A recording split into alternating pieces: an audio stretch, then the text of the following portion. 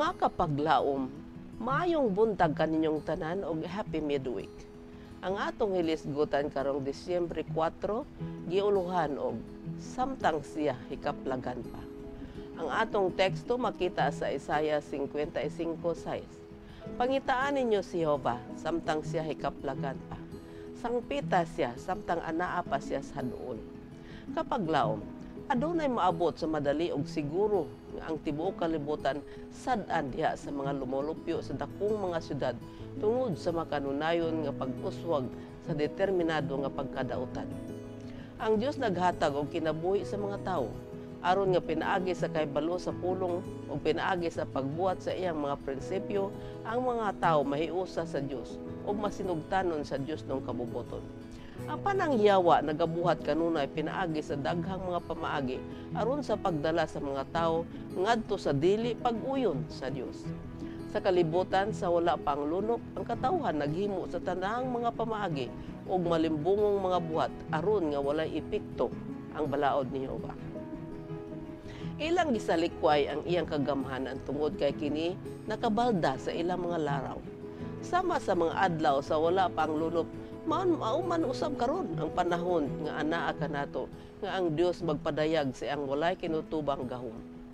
Sulod sa daghang mga katuigan, si Satanas nakaangkon sa pagkontrol sa tawhanong mga hunahuna, pinaagi sa maliputon nga panlimbong nga iyang gimugna aron sa pagpuli sa katmatuoran. Niining panahon sa peligro, ang mamumuhat sa matarong diha sa kahadlok sa Dios, magahimaya sa iyang mga ngalan pinaagi sa pagsubli sa mga pulong ni David.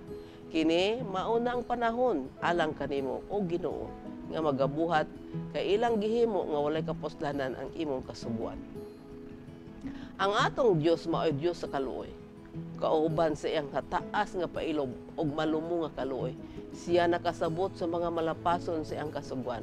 Ug niining atong kapanahonan sa dihang ang katawhan lalaki ug babaye adunay daghang mga kahigayunan aron mahimong suwito sa Dios nung balaod nga gipadayag sa balaang kasulatan, ang dakong magmamando sa universo walay nakita bisan unsa nga katagbawan sa daotang mga syudad nga sa diin ang kabangis ug kriminalidad nagahari. Ang pagkamainantuson sa Dios dako kanunay. Pinakadako sa dihang atong hunaon ang padayon nga pag-insulto sa iyang balaan nga mga sugo, mahibulong kita. Ang makagagahom sa tanan ng limbaso garon sa pagpugong sa paggamit og gahom ngadto sa iyang mga kaugalingong katawhan. Apan siya sigurado nga magatindog aron sa pagsilot sa mga dautan nga maisugon nga nagasupak sa matarong nga mapag-angkon sa napulo ka sugo. Karon na ang panahon nga sa diin adunay pagpaubos sa kasing-kasing atubangan sa Dios. Atong pangitaon siya samtang hikaplagan pa siya sa bahin sa pagpasaylo ug dili sa bahin sa pag-ukom. Pagmata mga igsoon, sangpitang Ginoo samtang hikaplagan pa siya. Mga kapaglaom, adunay panahon nga moabot nga hapit ang tibuok kalibutan makasala tungod sa mga lumulupyo sa dakong mga syudad nagapadayon og pagpakasala. Ang Dios nagpadala sa mga tawhanong magwawali aron ang mga tawo makighiusa ug matimnumanon sa kabubuton sa Dios. Apan si Satanas naningkamot usab nga ang mga tawo malimbungan ug sama ni adtong wala pang lunop madala ang mga tawo sa pakig-away sa Dios. Si Satanas sa dugay na nga panahon nagakontrolar sa mga hunahuna sa tawo aron pinaagi sa iyang panglimbong magamugna siya paagi nga ang sayop mutabon sa kamatuoran. Ang Dios karon mapainobsanon tungod sa iyang kaluoy sa katawhan. Apan moabot ang adlaw nga iyang silutan ang mamumuhat og dautan.